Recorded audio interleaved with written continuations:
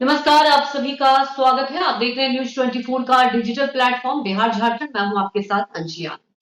देखिए, ये विडंबना कहिए या यूं कहिए कि शायद बिहार के युवा के लिए शायद ही कोई वक्त ऐसा आएगा जब उनके लिए ठोस कदम उठाए जाएंगे। ऐसा मैं इसलिए कह रही हूँ क्योंकि आप ये सोचिए, शिक्षक बहाली वाकई बहुत लंबे अरसों बाद इसका इंतजार था, वो हुआ भी।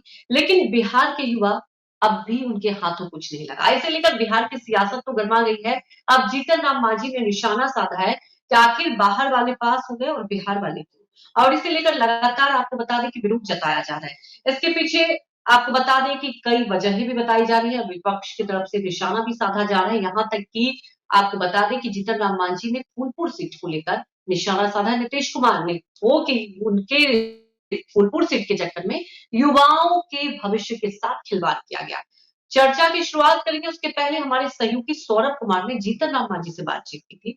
एक अंश देख लेते हैं, उसके बाद चर्चा की शुरुआत करते हैं। बात आती है तो फिर अधिक से अधिक लोग बाहर के लोग क्यों आ जाते हैं। लेकिन और परीक्षा तो बीपीएससी ने लिया, सभी लोगों ने परीक्षा दिया, पास भी हुए, तो इसमें घोटाला फिर कहाँ है? परीक्षा दिए, पास किए, उसको भी तो देखना है। अभी अभी बात हो रही थी, कल भी हमने कहा है कि कंप्यूटर विषय है और कोई विषय है, वहाँ सीरियली 200 लड़के पास कर गए हैं। ऐसा कभी हो सकता है क्या? किस तरीके का जांच चाहते हैं कि किस हम तो तरीके का चाहते जांच? हैं कि इसको सीबीआई टेकअप करे और सीबीआई जांच करे कि तो केंद्र में आपकी सरकार है, आप गठबंधन में है, वहाँ भी अनुशंसा कर सकते हैं। हम जो बोल रहे हैं तो सबके लिए कर रहे हैं। हम सबके लिए कर रहे हैं, मांग भी कर रहे हैं कि ऐसा हो। इससे गरीब लोगों का ये होता है। अभी हमको मालूम हुआ है फतेहपुर गया जिला का एक प्रखंड है जहाँ से हम चुनाव जीते थे 1980 से 90 तक, 95 तक वहाँ राजनीति किया। वहाँ मालूम हुआ है कि 500 बच्चियाँ या बच्चे लोग जो पोस्ट किए गए हैं उसमें 70% सब उत्तर प्रदेश के लोग हैं।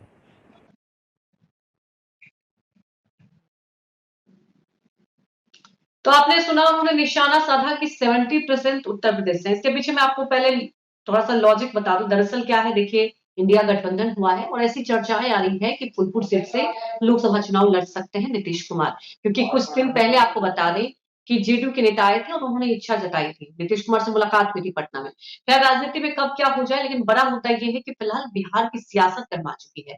हमारे साथ चर्चा करने के लिए तमाम मेहमान जुड़ चुके हैं और मैं सबका स्वागत करूंगी। हमारे साथ अमिताभ कुमार भी जुड़ चुके हैं, हमारे सहयोगी एसोसिएट एडिटर अनामिका सिंह जुड़ चुकी हैं, प्रवक्ता बीजेपी अरुण यादव जुड़ चुके हैं, प्रवक्ता आरजेडी की तरफ से सरोज सिंह जुड़ चुके हैं, प्रवक्ता हम की तरफ से राहुल कुमार जुड़ चुके हैं, प्रवक्ता आरएलजेडी की तरफ से सौरभ कुमार छात्र नेता, अश्विनी पांडे शिक्षक नेता जुड़ चुके हैं, अर्पित राय भी जुड़ चुके हैं जो कि पॉलिटिकल एक्सपर्ट है।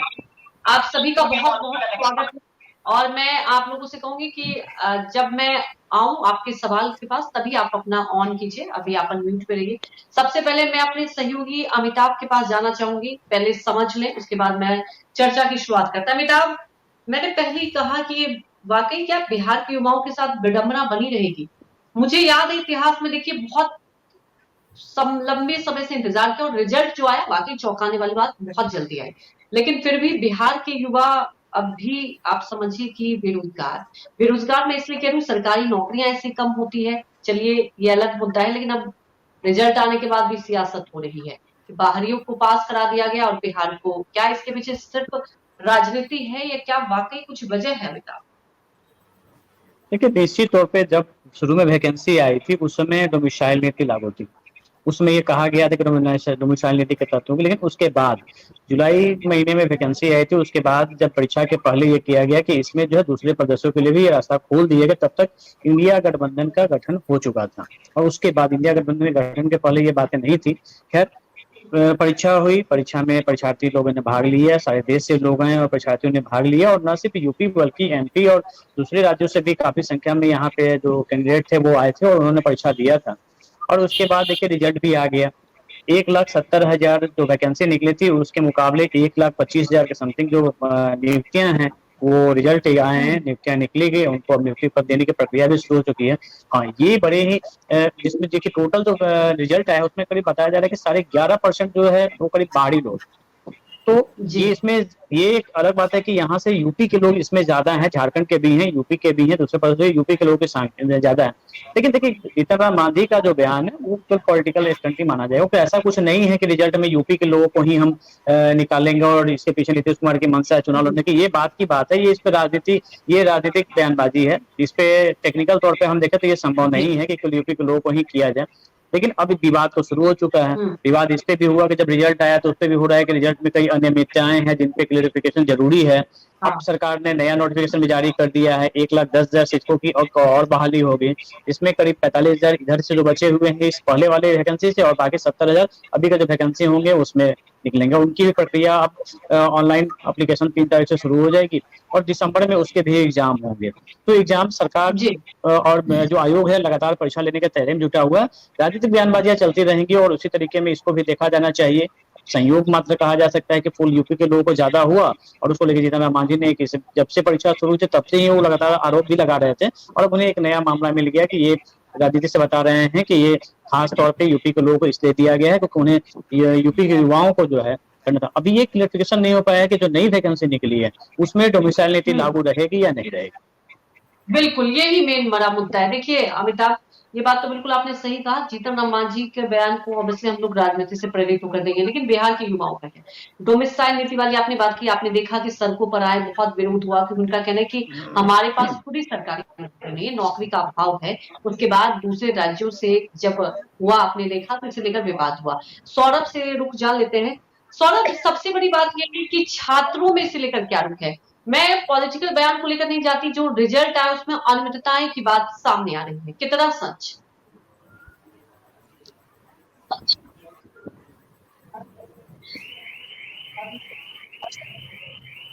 सबसे पहले जो अमिताभ सर कह रहे थे उसी को हम आगे बढ़ा रहे हैं। ये बात बिल्कुल सच है कि जब से रिजल्ट आया है बीपीएससी द्वारा जो आयु शिक्षक बहाली को लेकर, तो स्पष्ट हो गया ना कि आपने परीक्षा बहुत अच्छे तरीके से कराया, फेयर तरीके से, नो डाउट, उसमें कोई डाउट ही नहीं है। तो जब से रिजल्ट आया है तो रिजल्ट में दिन प्रतिदिन खामी ही नजर, और लगातार हम लोग लगातार मांग कर रहे हैं कि आपने गलत नियुक्ति पर बांटा है, लोगों को दिया है, तो फिर आप बताइए आप 1,00,000 उसमें 28,000 नियोजित शिक्षक हैं और 14,000 से ज्यादा दूसरे राज्य के हैं। सौरभ, आपकी आवाज नहीं आ रही, आपके पास दोबारा पहुंचेंगे। सौरभ, आपका ऑडियो नहीं आ रहा, आपके पास दोबारा पहुंचेंगे। अश्विनी कुछ कहना चाह रहे हैं, उसके बाद मैं सरोज सिंह जी से प्रतिक्रिया लूंगी। अश्विनी।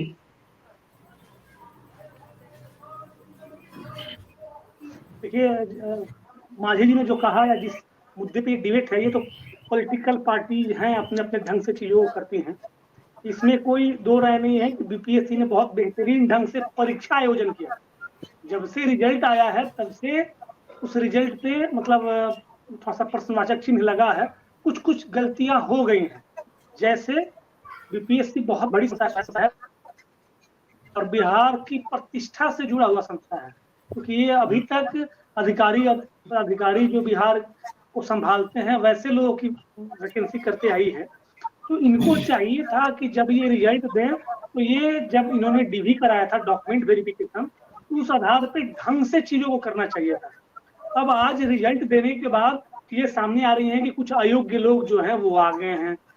जो आपने जैसे बीपीएससी ने ये टीचर रिक्रूटमेंट का एग्जाम लिया, उसमें हाई स्कूल और प्लस 2 में शिक्षक बनने के लिए स्टेट कंपल्सरी है और प्राइमरी वगैरह में शिक्षक बनने के लिए बीटेट या सीटेट जरूरी है। तो कहने का मतलब कि ये प्राइमरी पीटी का एग्जाम टाइप हुआ, ये कंपल्सरी है, ये पास लोग ही उसमें आएंगे।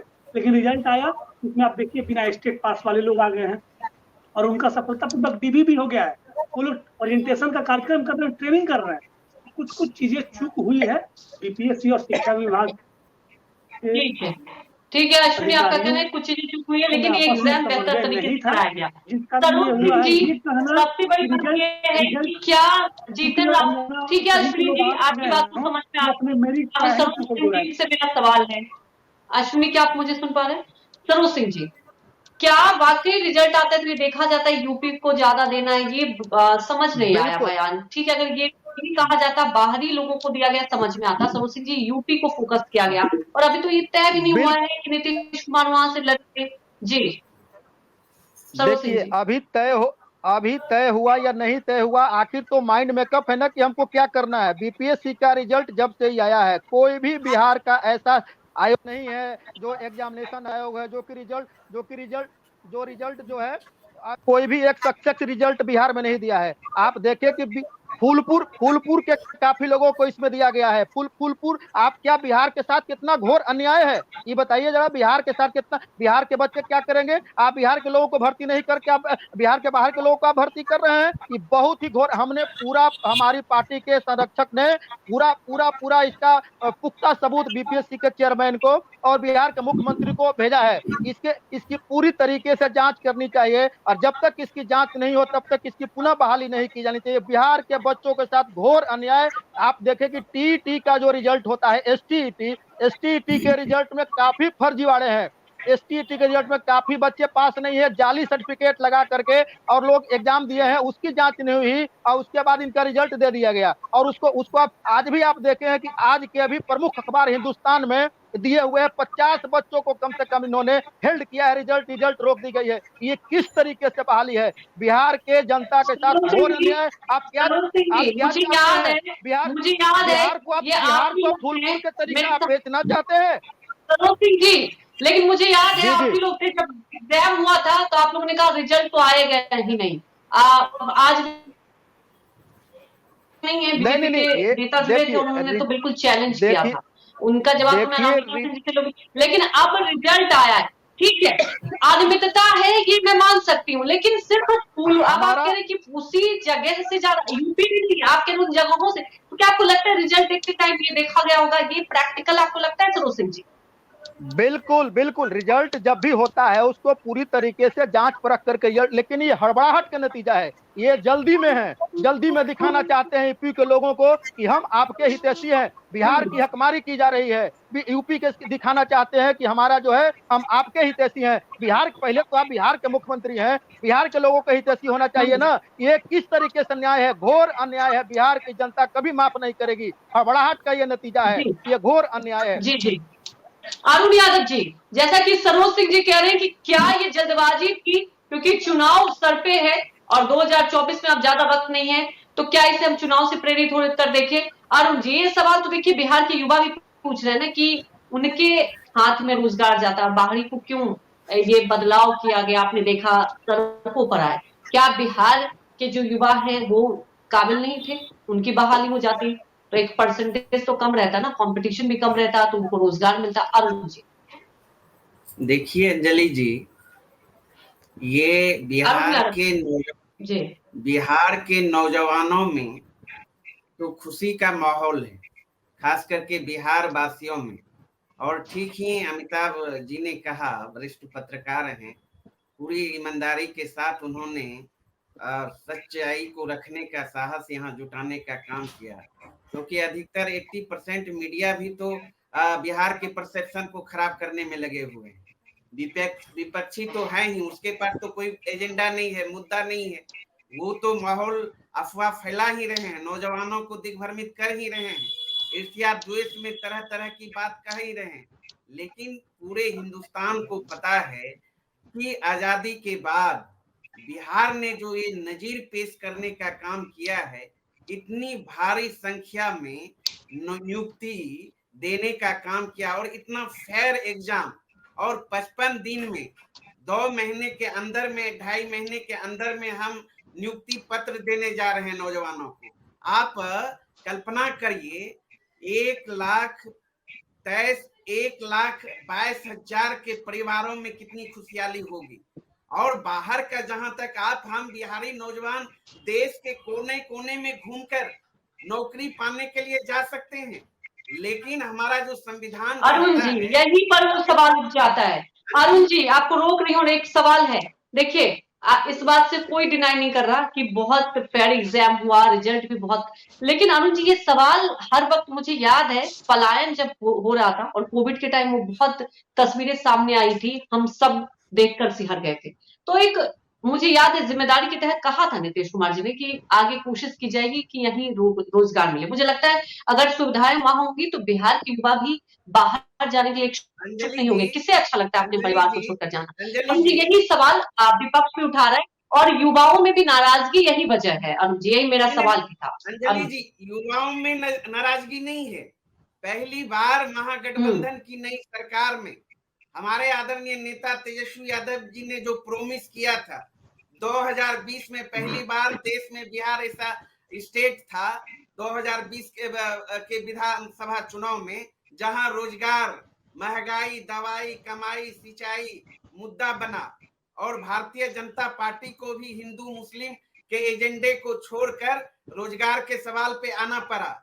जब हमारे आदरणीय नेता तेजस्वी यादव जी ने कहा कि हमारी सरकार बनेगी तो हम 10 लाख नौकरी देने का काम करेंगे बिहार के नौजवानों को। इन्हीं कारण बस हमारी सरकार नहीं बनी और एनडीए की सरकार बनी, लेकिन तेजस्वी यादव जी के बयान के विपरीत भारतीय जनता पार्टी ने कहा था कि हम जब आएंगे तो 19 लाख सरकारी नौकरी देने का काम करेंगे। वही आई, एनडीए की सरकार बनी, लेकिन 2 साल तक मुफ्त में बिहार के नौजवानों के साथ भविष्य के साथ खिलवाड़ करने का काम किया, लेकिन एक भी नौकरी देने का काम नहीं किया।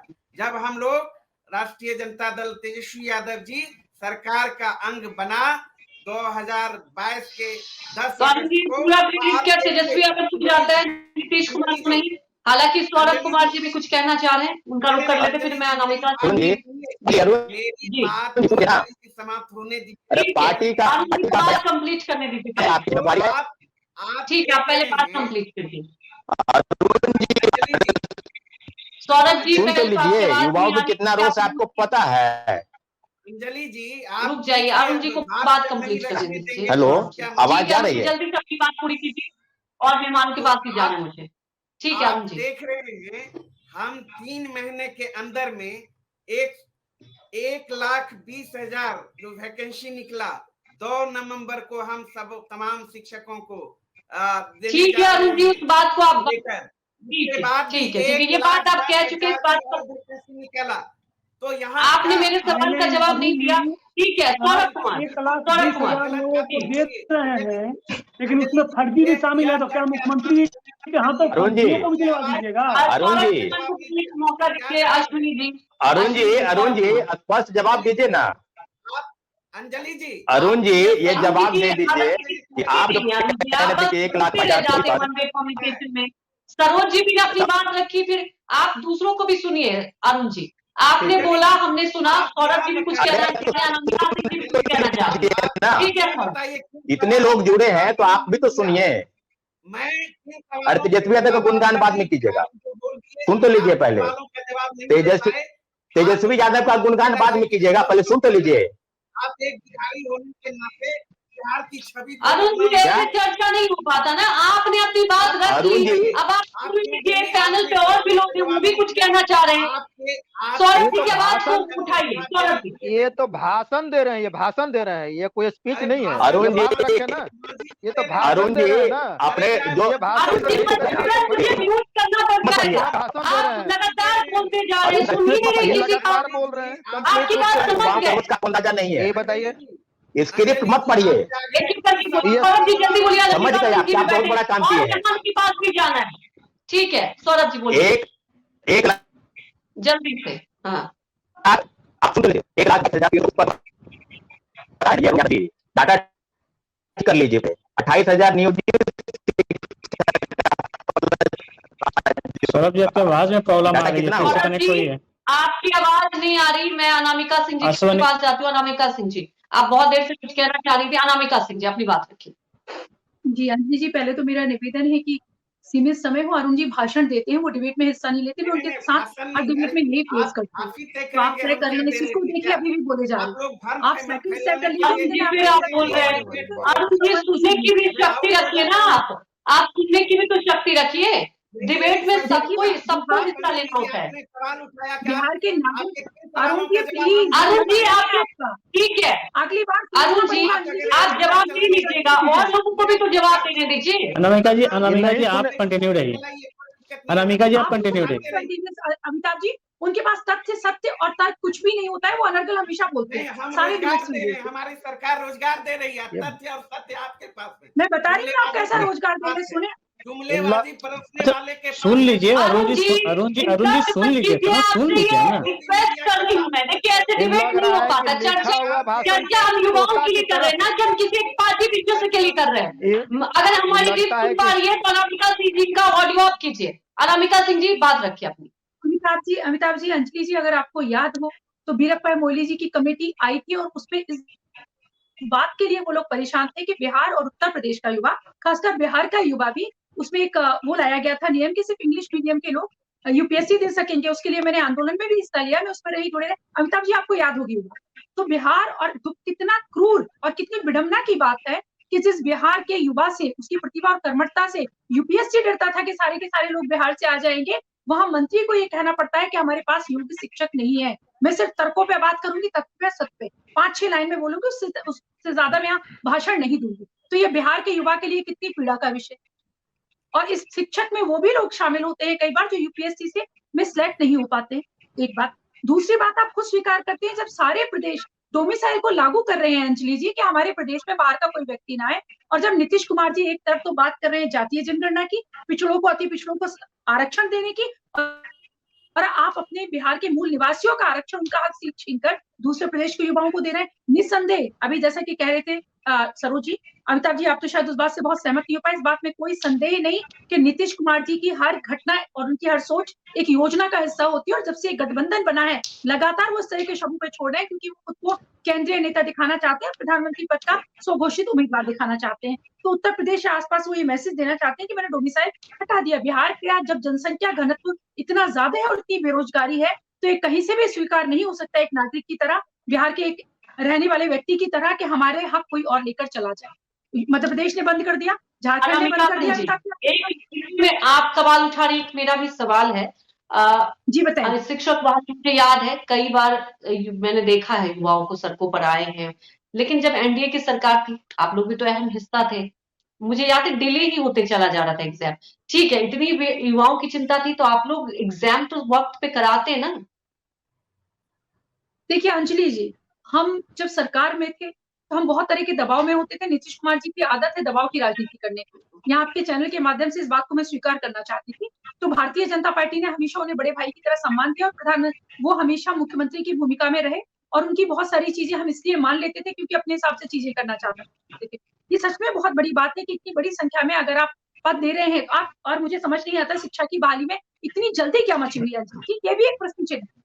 आप इंतजार करते हो, अगर आप 1 साल का समय देते सारी परीक्षाओं को, तो संभव था कि बिहार के कुछ और युवा जो एग्जाम की पात्रता है, जो शैक्षणिक योग्यता है, उसे पास करके शामिल हो सकते थे और बिहार के लाखों युवाओं को रोजगार मिल सकता था। मैं राजनीति से इधर जाके भाजपा से बिल्कुल अलग हटके ये बात कहना चाहती हूँ कि बिल्कुल स्वागत योग्य था आपका कदम।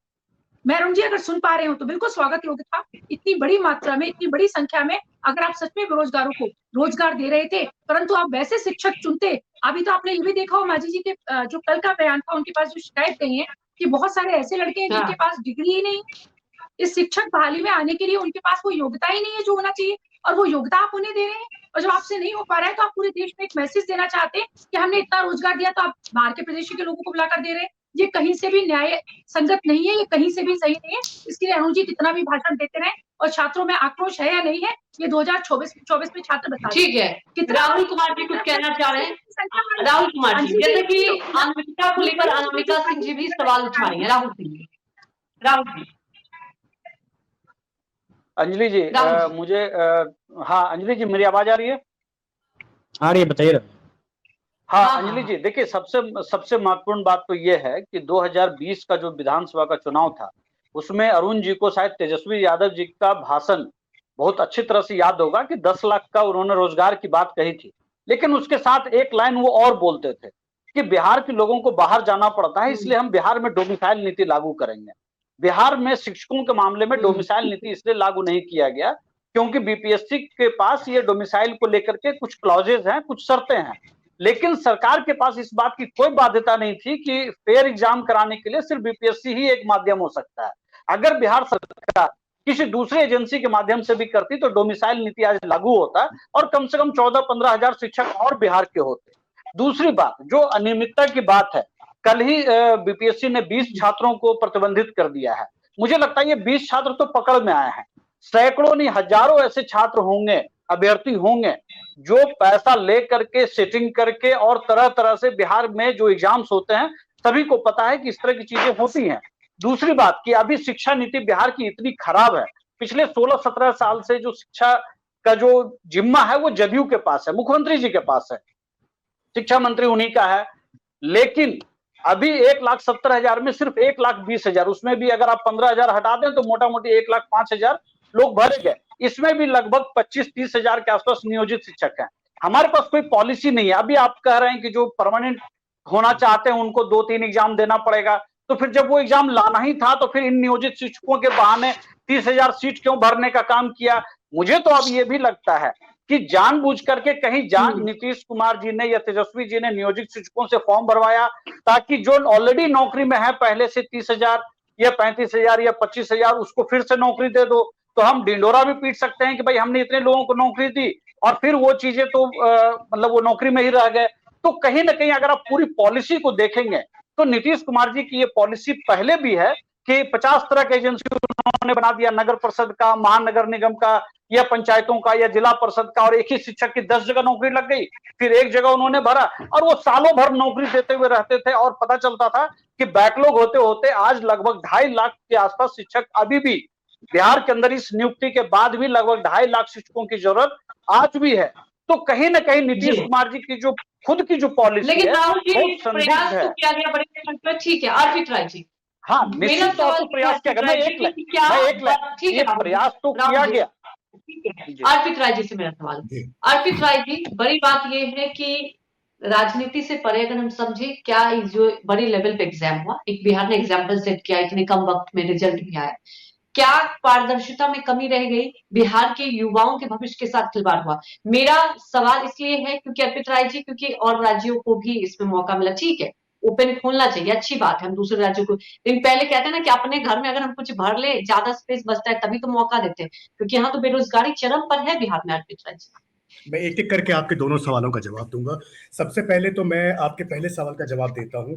मैं अश्विनी जी की बात से बिल्कुल सहमत हूं कि अगर ट्रांसपेरेंसी में कोई कमी आई है तो उसके लिए एक निष्पक्ष जांच होनी चाहिए, लेकिन अब तक जो भर्तियां हो गई हैं जो कि अप ऑन द फेस प्रमा फेसाई ही जिनके डॉक्यूमेंट्स में गड़बड़ी है या जिनका रिक्रूटमेंट, उन लोगों का रिक्रूटमेंट जिनका बिल्कुल क्वालिफिकेशन ही नहीं थी, जो सामने सामने दिख रहा है, जैसा कि राहुल कुमार जी ने भी बताया कि 20 लोगों को डिबार किया गया है, ऐसे लोग अगर पकड़ में आते हैं तो मेरा मानना है कि उनको ज्वाइनिंग ना दिया जाए, लेकिन उन लोगों के चक्कर में बाकी लोगों की ज्वाइनिंग नहीं रोकी जाए, क्योंकि बिहार में बेरोजगारी चरम पे है। अगर कुछ रोजगार लेकर सरकार आ रही है, वो चाहे किसी भी बहाने हो, चाहे वो इलेक्शंस के बहाने हो, चाहे वो एजेंडा के बहाने हो, कुछ भी हो, कम से कम जो रिक्रूटमेंट रिजल्ट्स आ चुके हैं और जो लोग बिल्कुल भी जिनका फेयर सिलेक्शन है उनको ज्वाइनिंग दी जानी चाहिए। अगर कुछ जांच की बात आती है तो निष्पक्ष जांच, अश्विनी पांडे जी ने पहले भी ये बात सुझाई थी कि एक डिस्ट्रिक्ट लेवल पे एक निष्पक्ष कमेटी बना के एक जांच करवाई जा सकती है, और अगर उनके पेपर वर्क में या उनकी क्वालिफिकेशंस में कुछ भी दिक्कतें आती है तो उनको हमेशा टर्मिनेट किया जा सकता है सर्विस से। इनफैक्ट कॉर्पोरेट जॉब्स में भी डॉक्यूमेंट स्क्रूटनी में लगाए जाते हैं, अपॉइंटमेंट लेटर पहले दिया जाता है, और अगर बाद में वो अपने कहीं किसी क्वालिफिकेशंस में उनकी कुछ कमी आती है तो वो उनको बोला जाता है कि आप रिजाइन देके कहीं और अपनी आप जॉब देख लीजिए, क्योंकि आप इस क्वालिफिकेशन को पूरा नहीं करते। दूसरी बात अंजलि जी, जहां तक अब ये बात हो गई कि डोमिसाइल है, अपने घर में चीजें हैं तो अपनी चीजों में बटना चाहिए, अंजलि जी हमें ये बात को नहीं भूलना चाहिए कि सन ऑफ द सॉइल की राजनीति महाराष्ट्र में चली, कुछ हद तक सक्सेसफुल रही, लेकिन लॉन्ग टर्म में वो भी सक्सेसफुल नहीं हुई। ये और कुछ भी नहीं है, ये सन ऑफ अ सॉइल की राजनीति फिर से इंप्लीमेंट करने की कोशिश है बिहार में, जो कि हिंदी भाषी राज्य में आता है। UP, Bihar, Jharkhand culture similar है। क्या बिहारी लोग उत्तर प्रदेश में हैं? क्या बिहारी लोग दिल्ली में नहीं है? क्या बिहारी लोग अलग राज्यों में नहीं अपना काम कर रहे हैं? बिल्कुल कर रहे हैं। पलायन का मुद्दा एक अलग मुद्दा है, लेकिन एक फेयर जॉब अपॉर्चुनिटीज अगर क्रिएट की जा रही हैं बिना किसी राज्य का भेदभाव किए हुए, तो मैं नहीं मानता कि उसमें कुछ गलत है। अर्पित जी, लेकिन पलायन का ठीक है, पलायन करना भी तो मजबूरी है ना, क्योंकि आपके पास रोजगार नहीं इसलिए आप पलायन कर रहे हैं। आप बिहार के युवा, आप अगर आंकड़े देखें अर्पित जी, तो एक आप सोचिए कितनी बड़ी विडंबना है। और ये बात मैं बिल्कुल एग्री करती हूँ अरुण यादव जी की बातों से। मुझे याद है विधानसभा चुनाव, कई विधानसभा चुनाव हमने देखे और आप लगातार देखते होंगे कि पहली बार रोजगार का मुद्दा उठाया था तेजस्वी यादव ने, उसके बाद बिहार की सियासत कहीं ना कहीं रोजगार के इर्द गिर्द हुई थी। हालांकि हर बार हम देखते हैं जाति एक बड़ा मुद्दा रहता है, और बिहार में वाकई रोजगार युवाओं को चाहिए। आखिर कब तक आप ये सोचिए, ठीक है अपनी मर्जी से, और ये अच्छी बात है हर राज्य को, लेकिन सवाल इसलिए ये उठ रहे हैं युवाओं में, आपने देखा ये नाराजगी रोष था, एक लंबे इंतजार के बाद इतने बड़े स्तर पर भर्ती हुई, तो ये सवाल था युवाओं को, एक उम्मीद थी कि इतने बड़े स्तर पर, खासतौर पर तेजस्वी यादव जो कि हमेशा युवाओं के इर्द गिर्द मुद्दे को उठाते आए। आपकी बात बिल्कुल सही, लेकिन फिर से मैं इस बात को अग्री नहीं करूंगा, क्योंकि ऐसे कितने बिहारी परिवार हैं जो सालों सालों से बिहार, उनका सब कुछ बिहार में है, लेकिन सालों सालों से वो दिल्ली जैसे राज्यों में, उत्तर प्रदेश जैसे राज्यों में रह रहे हैं। तो क्या उन्होंने अपनी आइडेंटिटी खो दी है? क्या वो बिहारी नहीं रह गए? वो बिल्कुल बिहारी हैं आज के टाइम पे भी। अगर इन पॉलिसीज से उन बिहारी फैमिलीज को कुछ बेनिफिट मिल रहा है तो इसमें कोई गलत नहीं, कोई इसमें गलत नहीं है, मेरा ये मानना है। ठीक है, अनामिका सिंह जी जल्दी से, राहुल जी जल्दी से कुछ कहना चाह रहे हैं, जल्दी से अनामिका सिंह जी। अंजलि जी, मुझे एक आपके प्लेटफॉर्म के माध्यम से एक छोटी सी बात कहनी है कि लगभग 20 लाख बच्चों को बिहार में रजिस्टर से हटाया गया है। अगर हम 40 बच्चों का एवरेज लें तो लगभग 50,000 शिक्षक के पोस्ट को बिहार सरकार ने इनडायरेक्टली कहिए कि उन्होंने कम कर दिए। बिहार सरकार ने यह प्रयास नहीं किया कि स्कूलों के अंदर बेहतर इंफ्रास्ट्रक्चर हो, बेहतर शिक्षा हो, ताकि वो बच्चे रेगुलर स्कूल आ सकें। उसकी जगह पे उन्होंने तुरंत एक ऐसा काम किया जो के पाठक के माध्यम से कि 20 लाख बच्चों को रजिस्टर से हटा दिया। इसका मतलब है कि 50,000 पदों को एक तरह से कहिए इनडायरेक्टली खत्म कर दिया, क्योंकि अगर 40 बच्चों का अगर एवरेज पे टीचर का रिक्वायरमेंट है तो 50,000, तो नौकरियां एक तरह से दिखाने की हो रही है, लेकिन दूसरी तरफ खाने की भी हो रही है। अनामिका सिंह जी। अर्पित जी की बात बहुत उदारता वाली हो सकती है, बड़े हृदय वाली बात हो सकती है, पर महाराष्ट्र और बिहार की दोनों बातें अलग अलग है। हम ये नहीं कहते कि बिहार आउटसाइडर्स के लिए नहीं है, सेंट्रल जॉब है, प्राइवेट जॉब है, सबके लिए बिहार के बाहर के लोग यहाँ आ सकते हैं अर्पित जी। पर जिस तरह से यहाँ पर मारा मारी है, और चूंकि प्राइवेट कोई जिस तरह से यहाँ पर राज्य रहता रहा है, सत्ता रहती रही है, प्राइवेट जॉब्स के लिए, किसी भी इंडस्ट्री के लिए यहाँ बहुत जगह नहीं रही है, तो यहाँ का युवा सारा का सारा गवर्नमेंट वैकेंसी पे डिपेंड करता है, और इसलिए हमारे यहाँ के लोग बाहर जाके काम कर सकते हैं। वो बिल्कुल एक व्यक्ति को हर राष्ट्रीय सिचुएशन अलग अलग है। अश्विनी जी कहना चाह रहे हैं। अश्विनी जी जैसे डोमिसाइल वाला मुद्दा जो है, बाकी प्रदेश जो है हमारे पड़ोसी राज्य, उत्तर प्रदेश हो गया, झारखंड हो गया, जिसको हिंदी हार्टलैंड जिसमें हम लोग बिहार भी आते हैं, तो वहां पे फिक्स कर दिया गया है कि 5% पे ही बाहरी आ सकते हैं। सभी यूपी में वैकेंसी आया है तो वहां पे भी फिक्स कर दिया गया, झारखंड में भी। तो आप बाहरियों को, आउटसाइडर को लाएं, लेकिन एक सीट तय हो कि इतने सीट पे ही वो शामिल हो सकते हैं, एक चीज। दूसरी बात टिकट का मुद्दा है, जो मुझे जानकारी है कि हम लोग बीपीएससी में जो फर्जीवाड़ा का बात चल रहा है, जो माझी जी ने आरोप लगाया है, तो पॉलिटिकल आरोप हो सकता है कि लैंड फॉर जॉब है, क्या है वो अपने अपने ढंग से लोग कर रहे हैं। बीपीएससी फेयर एग्जाम लिया, इसमें नो डाउट। रिजल्ट में कमी इसलिए आई है कि फिल्ट्रेशन नहीं हुआ है। जो लोग मार्क्स ला दिए हैं उनको उठा के रिजल्ट में रख दिया गया है। तो मैं आपके माध्यम से, यहाँ सत्ताधारी दल से अरुण यादव जी हैं, उनसे मेरा अनुरोध रहेगा कि वो सरकार तक पहुंचाएं, और आपके चैनल को शायद लोग देखते भी हैं। ये एक अरुण यादव जी बिल्कुल, और ये सकारात्मक पहल होगी आने वाले वक्त के लिए, और कहीं ना कहीं कमियां हो जाएंगी। अमिताभ, सबसे बड़ी बात यही है कि एक बड़े स्तर पर एग्जाम हुआ, बहुत आपने देखा कम टाइम में, मुझे याद नहीं है इतने कम ड्यूरेशन में इतना बड़ा रिजल्ट है। तो अमिताभ, ठीक है सियासत तो होते रहेगी। अश्विनी जी, अमिताभ, जो समस्या रिजल्ट के बाद है, देखिए अश्विनी जी जो बात आप समस्या बता रहे हैं, वही बात लगातार हम लोग जब से शिक्षक नियुक्ति निकली थी तब से हम लोग यही बात कर रहे हैं। सरकार की मंशा पे हम सवाल नहीं उठा रहे हैं, लेकिन जो नियुक्ति प्रक्रिया थी उस पर लगातार सवाल उठाते जा रहे हैं, और न सिर्फ एग्जाम रिजल्ट आने के बाद बल्कि रिजल्ट आने के पहले भी इस पे हुआ था। अब बताइए कि आज इस रिजल्ट के बीच में करीब 3.5 लाख जो बीएड से अभ्यर्थी थे जिन्होंने फॉर्म भरा था, उनके बारे में कोई बात नहीं कर रहा है। उनकी स्थिति, वो कितनी दुश्वारियों के साथ वो बिहार आए थे, परीक्षा दिए थे, कई वो बिहार के भी थे, बिहार के बाहर के भी लोग थे जिनसे हम लोगों ने बात भी की थी, उनके बारे में कोई चर्चा नहीं हो रही है। अगली वैकेंसी में उन्हें कितना दर्जा मिलेगा इसके बारे में कोई चर्चा नहीं हो रही है। तो एक तो सबसे बड़ा मुद्दा उन बीएड अभ्यर्थियों की है कि जो बीएड की डिग्री लेने के बाद उन्हें नौकरी नहीं मिल पा रही है। दूसरी जो प्रक्रिया को लेकर हो रही है, देखिए प्रक्रिया को जब बीपीएससी ने रिजल्ट घोषित किया था उसके बाद जो प्रेस कॉन्फ्रेंस हुआ था चेयरमैन का, उन्होंने कहा था कि हम रिकॉर्ड समय में इस परीक्षा को सफलतापूर्वक अंजाम तक पहुंचाने में हम सफल रहे हैं। लेकिन देखिए इससे पहले भी जो डिबेट हुआ था हमने बताया था कि ये सारी जो कमियां आ रही है ना अंजलि, ये सारी कमियों की वजह थी शिक्षा विभाग और बीपीएससी आयोग, इन दोनों की मिसअंडरस्टैंडिंग में इन स्टूडेंट्स की परेशानी की मेन वजह है। और ये इस परेशानी को जब तक दूर नहीं किया जाएगा तो अभी 1,70,000 पद को लिए परीक्षा हुआ, फिर 1,10,000 कहेंगे, उसमें भी ये मिसअंडरस्टैंडिंग साफ तौर पे नजर आ रही है, अभी से ही नजर आ रही है, क्योंकि अभी भी कई चीजें जो हैं वो स्पष्ट नहीं है कि अभी अब नेक्स्ट जो परीक्षा होंगी उसमें डोमिसाइल हुआ कि नहीं होगा। इसी बिहार के युवा जब झारखंड में डोमिसाइल नीति लागू हुई थी तो उन्होंने कई राजनीतिक तल्कियां भी हुई थी कि भाई वहां पे डोमिसाइल, वहां बिहार के, जो कि अभी भी झारखंड और बिहार कुछ अलग नहीं है, अभी भी दोनों में दोनों जगह एक पारिवारिक संबंध है और कई लोग हैं जिनके एक परिवार वहां रहते हैं, एक परिवार यहाँ रहते हैं, तो वहां भी विरोध हुआ था इस बात को लेके।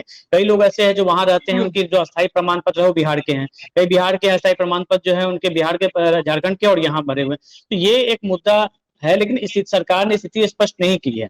आयोग की तरफ से एक बार क्लैरिफिकेशन दिया गया था, लेकिन अभी भी जो है वो संशय की स्थिति है कि अगले वैकेंसीज में क्या होगा।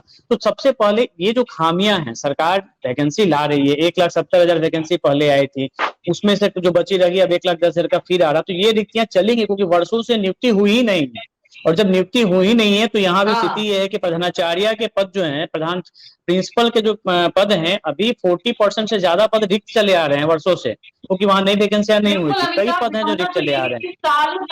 नियुक्तियां ही नहीं हुई तो देखिए इसमें वक्त लगेगा, और मैं उम्मीद करती हूँ कि जिस तरह से जो पॉइंट, बड़ी बात यही है कि देखिए उसका कोई ऐसा नहीं, अनुचितता पे वर्क किया जा सकता है। सरोज सिंह जी कुछ कहना चाह रहे हैं। सरोज सिंह जी, मैं ये कहना चाह रहा हूँ कि सरकार जो नियुक्ति कर रही है, रोजगार पे हमारा कोई क्वेश्चन मार्क नहीं। हमारा ये है कि जो रोजगार, जो वैकेंसी निकल रही है, जो रोजगारें दी जा रही है, वो कम से कम ट्रांसपेरेंसी हो। और ये कहाँ आप बीएड, आप अभी अमिताभ ओझा साहब ने अभी बता रहे थे कि बीएड के ऊपर कोई सवाल नहीं, बहुत बड़ा क्वेश्चन है। कहने का है कि आप जब सुप्रीम कोर्ट ने आदेश दे दिया, सुप्रीम कोर्ट के ऑर्डर के बाद आपने जो निकाला था वैकेंसी, उसमें आपने एग्जाम क्यों दिलवाया 3.5 लाख 4 लाख बीएड वालों को? उसके साथ कितना बड़ा धोखा हुआ, ये कितनी बड़ी दुखद बात है बताइए। और एक तरह से जो आरजेडी के विद्वान प्रवक्ता बता रहे थे, धारा प्रवाह जिस तरीके से बोल रहे हैं, 90 से लेकर 2004 तक कितने रोजगार दिए। आज 17 साल में एनडीए के साथ जब नीतीश कुमार जी थे तो उसको तुलना 90 से लेकर 2005 तक की तुलना क्यों नहीं बताते हैं? ये कितना ये बहुत दुखद है। टीटी, कंप्यूटर साइंस, सारे में फर्जीवाड़ा। बिहार का कोई एक एग्जामिनेशन कमीशन नहीं है जो सही रूप से, बहुत दुखद। आपके सवाल का जवाब दे रहे हैं सरोज सिंह जी, अरुण जी आपके सवाल का जवाब दे रहे हैं। अरुण जी, आप जिसके गोद में बैठे हुए हैं उनसे पूछिए ना, भारतीय जनता पार्टी से। नीतीश जी के साथ 15 साल से आप क्या कर रहे थे? सिर्फ मलाई खाने के लिए वहां बैठे थे? खुद का पता नहीं, खुदा का पता बताने चले हैं। बिहार के बच्चा दर ठोकर खा रहा है, आइए बाहर के लोगों को ला करके रोजगार दे रहे हैं। वाह क्या बात है। सुनने की कोशिश करिए, जानकारी रखिए। बीएड अभ्यर्थी आज ये जो दंश झेल रहे हैं वो भी केंद्र सरकार के गलत नीतियों का जो परिणाम है। और परीक्षा प्रक्रिया बहुत आगे बढ़ चुकी थी, उस बीच में हम रोक नहीं लगा सकते थे, लेकिन आज भी हमारे बिहार के नौजवान कोर्ट के शरण में हैं और बिहार सरकार भी उनके साथ आखिरी दम तक लड़ाई लड़ रही है। चिंता ना करें। अरुण जी आप गलत बयानी कर रहे हैं। आप जानिए 1 to 5 में डीएलएड अनिवार्य है, 1 to 5 में डीएलएड अनिवार्य है। अरुण यादव जी आज की बात नहीं है, ये काफी लंबे समय से ये चीजें हैं। आपकी प्रतिक्रिया अश्विनी जी, जैसा कि आपने कुछ पॉइंट गिनवाए, बाकी मुझे लगता है अरुण यादव जी जो कि सत्ता पक्ष से हैं, हो सकता है पर पारदर्शिता लाइक। अश्विनी जी जल्दी से अपना रिएक्शन।